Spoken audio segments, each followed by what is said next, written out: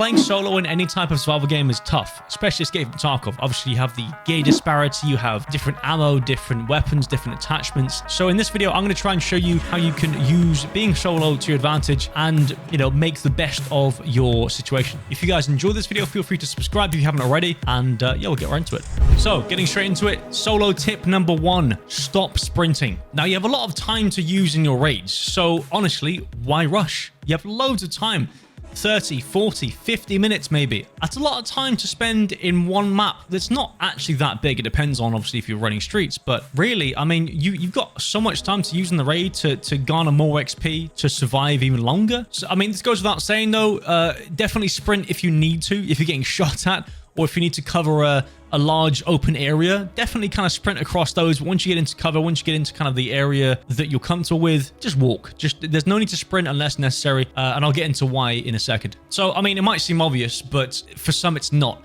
Sprinting is a lot more louder than we think for other players. In our ears, it doesn't seem that loud, but other players hearing you, they hear you for a long, long way away. Now, especially if they have contacts like the Contact 4's really expensive kit, but people do use it quite a lot because it is the best in the game right now. Contact 4's hears you from miles away. It's really crazy, and you might not even realize it. So obviously sprinting makes you louder, walking makes you quieter, therefore lessens the range which they can hear you, and lessens the chances of which they can be ready to pounce. Now, the next point of this kind of ties into the last one, where essentially walking gives you more chances to hear other players before they hear you. As I said before, sprinting gives you away really easily.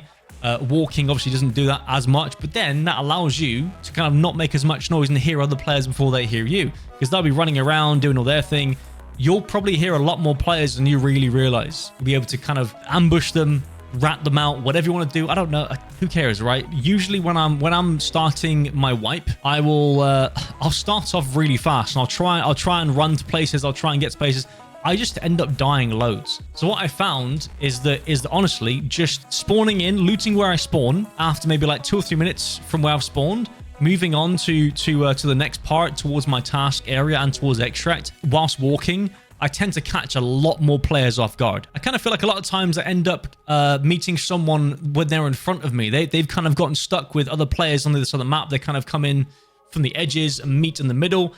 And then I'm the one that comes in behind, and third parties the fight, kills a few players, and I've got this loot. Just slowing down changes the game for a lot of players. So tip number 2, use the best gear you can at that moment. Like my last tip, obviously it allows you to survive a lot more often, but using your best gear available to you gives you the best chance of survival in any situation. For example, using armor that's maybe 1 tier higher than what you usually use could mean tanking that one more round from a player before you get into cover or before you escape the situation, and you can heal and reassess what you're doing. It just gives you that chance to get away. Obviously, it depends on your goals for that raid. If you're just running a few budget kits to get a few scav kills on customs, then sure, you don't need to run the full kit. But if you're looking to do any task that requires you to fight PMCs or survive with something found in raid for your task, then use your best gear that you have to give you the best chance of survival and to complete the task that you want to do. And for crying out loud, use helmets, please. They do work, and you're doing yourself a disservice if you don't use one. Right now, a lot of players don't have access to high tier, high penetration ammo, so rounds are far more likely to not penetrate or ricochet off the helmet, depending on if they've hit a sort of a glancing blow. If they aim at sort of the side of your head and it hits the side, it'll glance off instead of hitting you right in the face. I mean, I've been saved countless times this wipe alone just by using a simple level 4 helmet like a ACHH helmet or something. And they do say that gear sat in your stash is kind of worthless. I mean, it makes sense, right? If you're going to sell it, but that's only to traders, because usually the best gear you can't even sell on the flea market. So what's the point? You might as well use it. Now, I know this might sound quite cliche and obviously duh. I'll start off by saying map knowledge is crucial.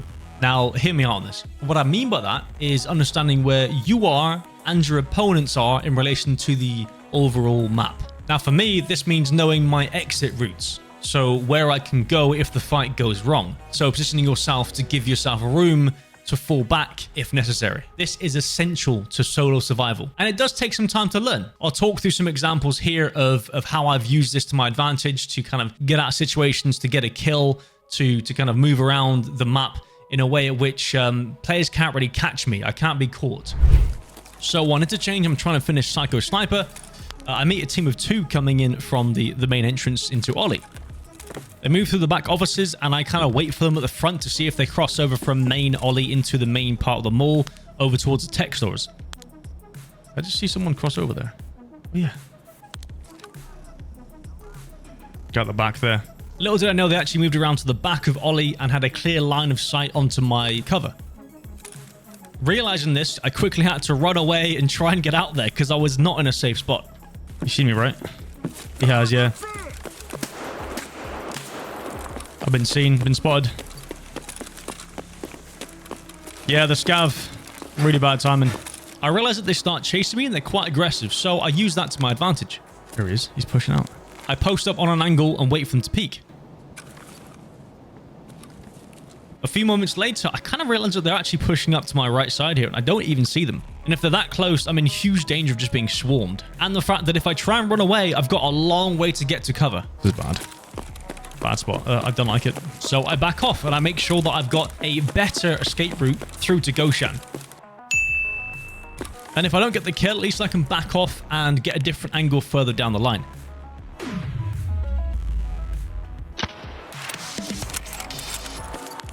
This is what is so important about giving yourself a back-off point, a retreat point, a way to get away from the gunfight. This makes you a really, really annoying solo to play against and really hard to catch.